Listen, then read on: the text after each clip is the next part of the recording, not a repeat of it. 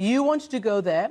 You know perfectly well that the White House was warned in 2019 that Rudolph Giuliani, that is the president's personal lawyer, was, quote, being used to feed Russian misinformation to the president. Giuliani met in December with somebody who the United States government believes is a Russian agent. You know who I'm talking about, a Ukrainian parliamentarian by the name of Andrei Dekach.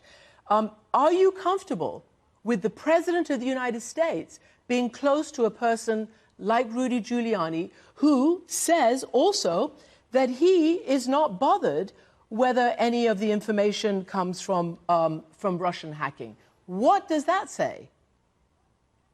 Are you comfortable that CNN used Russian disinformation from a Russian asset to leak it to subvert the peaceful transfer of power? The reporting on the dossier, which was complete, verified Russian disinformation. Is it not? Is it not? Liz, let's just get back to the story. Was the dossier real? Was the dossier real? Oh, it's very relevant because everything that Democrats accused us of doing is what they themselves did. Rudy Giuliani is not a Russian asset, and we've heard this smear very well before. It's the United States government who said it, not me and not CNN. The United States government has reported. The FBI, okay, you know what also the United States government says? The FBI says this laptop is not Russian disinformation. So what are you talking about here? This laptop is real. It's not just the laptop. There's other emails. There's text messages. They are real. So according to the U.S. government, the FBI has verified this. Everybody to look at that, but that's not what we're hearing from the FBI. Why don't you want to report this? This is one of the most powerful families in Washington, the Biden family. And you're okay? You're okay with our interests being sold out to profit? Joe Biden and his family, when we're suffering during a pandemic from communist China, he's doing shady business deals with communist China. You're comfortable, okay? As you know perfectly well, I'm a journalist and a reporter, and I follow the facts. And there has never been any issues in terms of corruption. Now, let me ask you this. Yesterday, the FBI... Wait. How do you know that? I'm talking about reporting and any evidence. I'm talking to you now. Okay, I would love if you guys would start doing that digging and start doing that verification. No, we're not going to do your work for you. I want to ask you a question.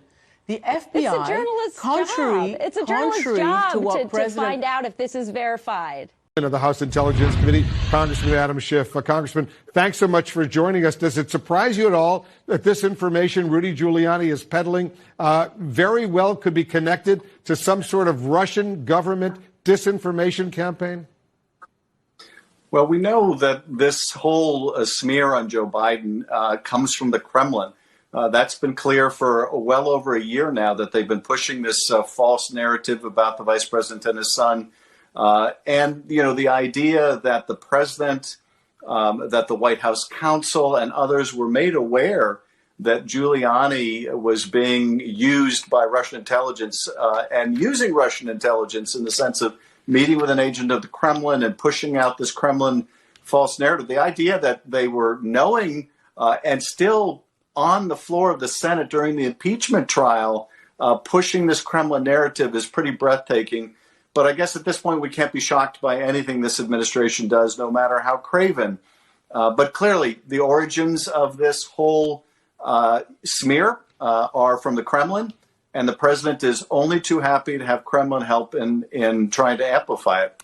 Now investigating whether recently published emails that purport to detail the business dealings of Joe Biden's son are tied to an ongoing Russian disinformation effort targeting the Biden campaign. CNN senior national security correspondent Alex Marquardt is joining me now. Alex, tell us what's happening here. Well, Brianna, we're being told by two people who've been briefed on what the FBI is doing that they're looking into whether these unverified emails about Hunter Biden that were published by the New York Post about foreign business dealings are part of that bigger Russian disinformation effort, which, of course, is well underway in these final days of the 2020 presidential election. Now, the intelligence community has said for months that Russia is very actively engaged in a disinformation campaign against the election, in this election, in particular against Joe Biden, trying to denigrate his campaign, as they said, in favor of President Trump.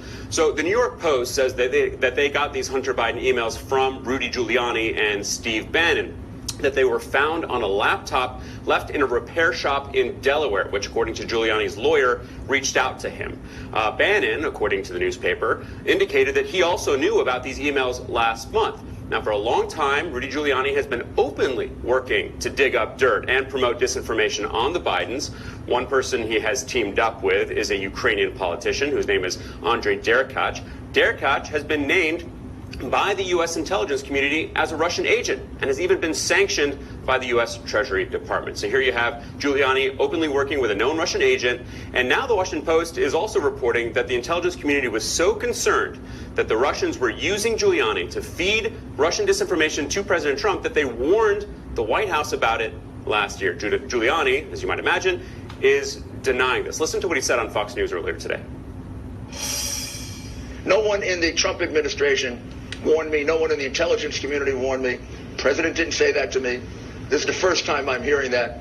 Right. And I have a pretty good idea where it's coming from.